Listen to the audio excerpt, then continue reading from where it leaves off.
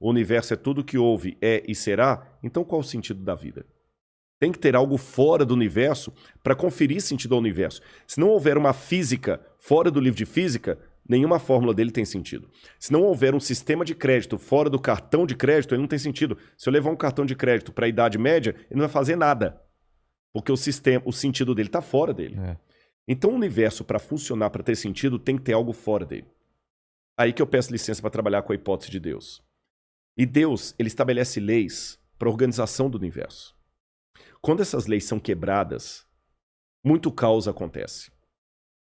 E as pessoas têm que entender o seguinte: o mal, nesse sentido, é semelhante ao frio e às trevas para a física. Você sabe que o frio não existe, né? É a ausência de calor. Ausência de calor. Também não existem trevas, é a ausência de luz. Também não existe mal, existe a ausência de Deus. Assim como a ausência de calor traz a sensação do frio, assim como a ausência de luz traz a sensação do escuro, a ausência de Deus traz a sensação do caos. E quando a humanidade quebrou as leis de Deus, ela optou por viver sem Deus, desde os primórdios.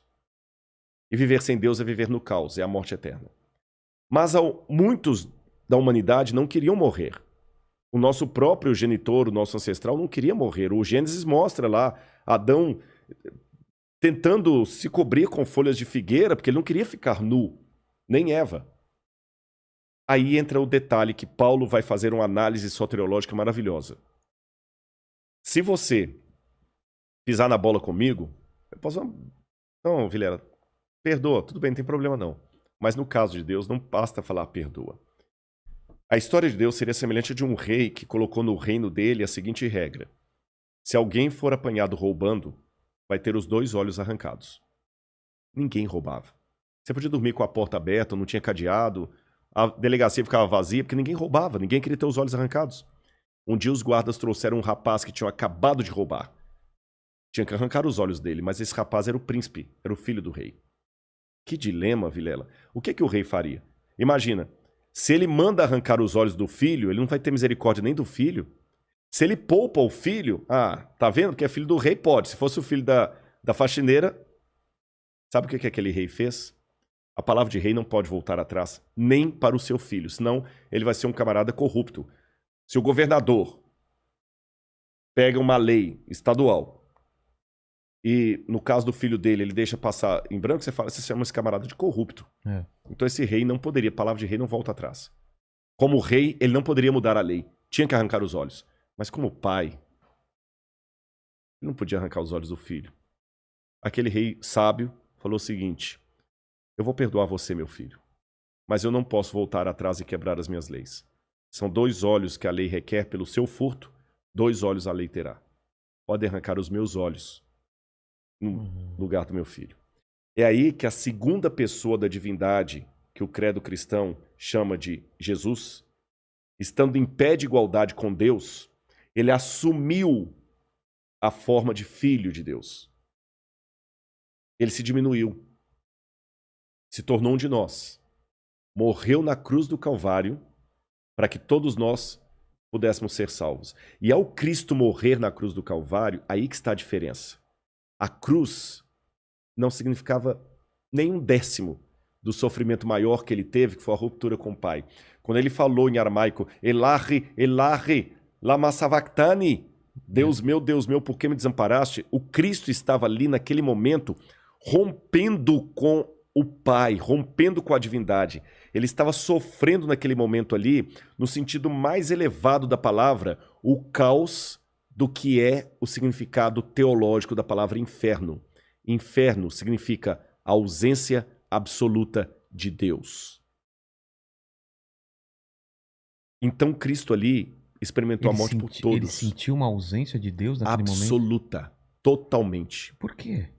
Porque ele tinha que ter a morte que eu e você e todo mundo que está assistindo a gente ele tinha que entender. Estava condenado. Não era entender, ele morreu no nosso lugar. A lei exigia o seguinte, lembra a comparação que eu fiz do rei? Mas ele sendo Deus, ele não sabia que o Pai estava com ele? Sabia.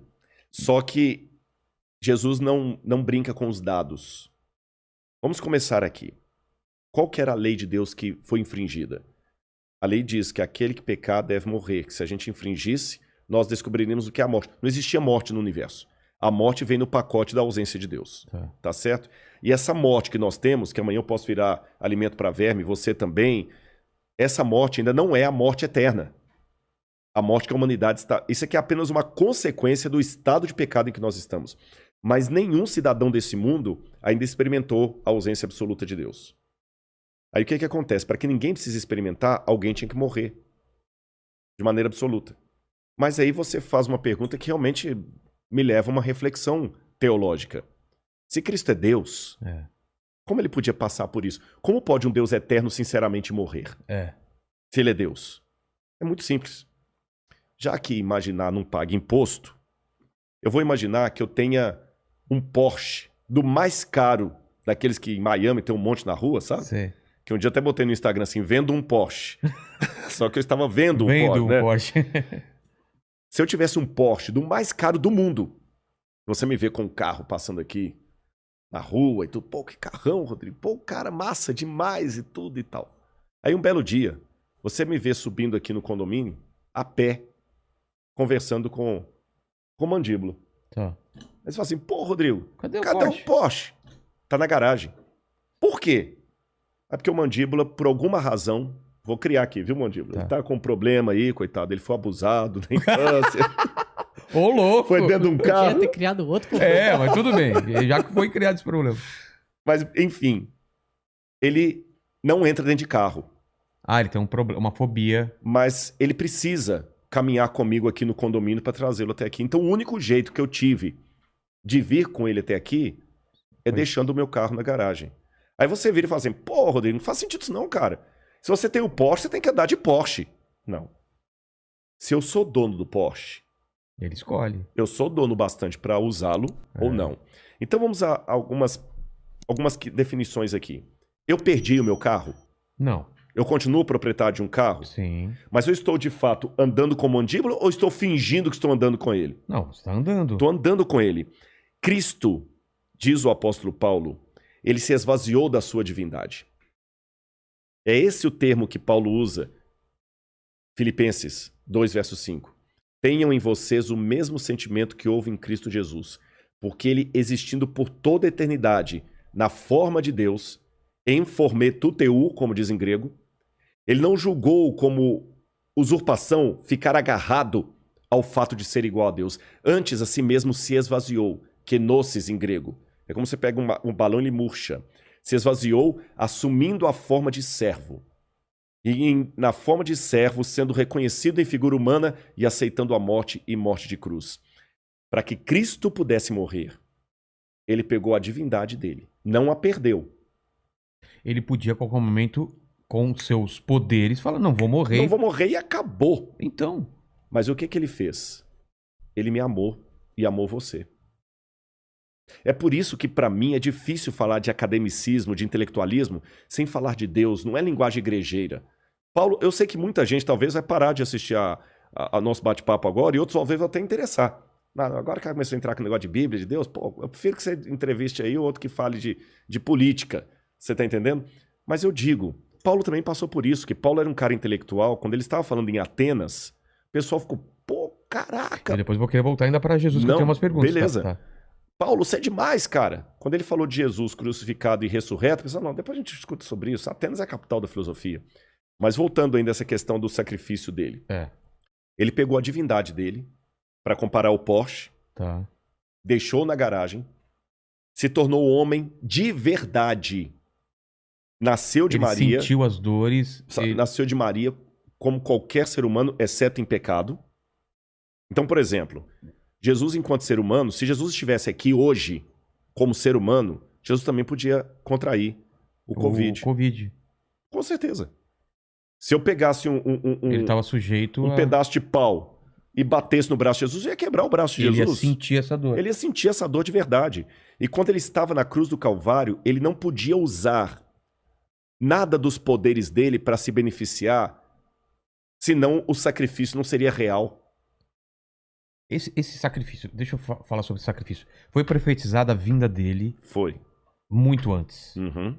Então, ele... Isso que eu não entendo. esses profetas, quando falavam que havia um cordeiro, que havia essa figura para salvar todo mundo, era Deus se manifestando nessas pessoas, sabendo que ele ia vir, ou ele induzindo essas pessoas a criarem essa figura e depois ele se encaixou nessa figura. Você entendeu a diferença? Entendi. Não, eu acho o seguinte, Deus, ele é aquele que assiste o filme e, sem ser chato, tem o direito de dar spoiler. Porque ele sabe tudo, né? Porque ele sabe tudo. Ele dá o spoiler. Então a profecia é nada mais nada menos que o spoiler de Deus. Não é exercício de futurologia.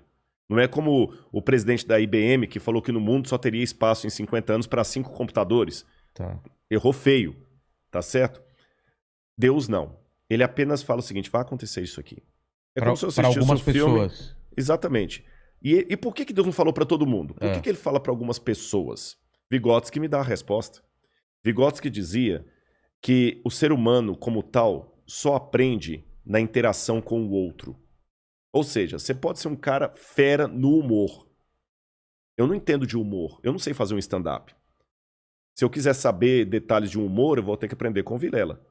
Mas lá na plateia, vamos supor que você tem, rindo do seu humor, um advogado. Se você receber um processo, você vai precisar da ajuda daquele cara que sabe o que você não sabe. Em compensação, aquele advogado, se começar a passar mal, ele vai precisar de um médico que sabe o que ele não sabe. Então, cada um precisa da especialidade do outro. Se Deus falasse para todo mundo, seria uma relação muito unilateral. Deus e eu, muito vertical e individual. Eu e Deus, eu e Deus, eu e Deus. Deus fez o seguinte, olha, já que o ser humano, Vygotsky de novo, aprende na interação com o outro, ao invés de falar para todo mundo, eu vou falar para alguns que vão ser uma espécie de especialistas para revelar para a humanidade o que eu quero. E esses especialistas não vão ser arrogantes, não vão ser os que dominam, vão ser os servos. Aí que vem Isaías, Jeremias, Lamentações, e eu digo para você, eu tenho argumentações históricas para acreditar na profecia, porque veja bem, profecia bíblica, eu não vou ter tempo aqui hoje para a gente explorar isso, quem sabe no futuro, alguma vez, mas uma coisa que eu quero deixar claro para o pessoal, para a galera que está assistindo a gente, Vilela, profecia não é música de Roberto Carlos quando você está na fossa, qualquer uma conta a sua história. Tá bom? Profecia é muito específico. Tá bom? Eu tenho, por exemplo, a profecia de Ezequias. Ezequias é um livro que foi escrito no 7º século a.C. E quando Ezequias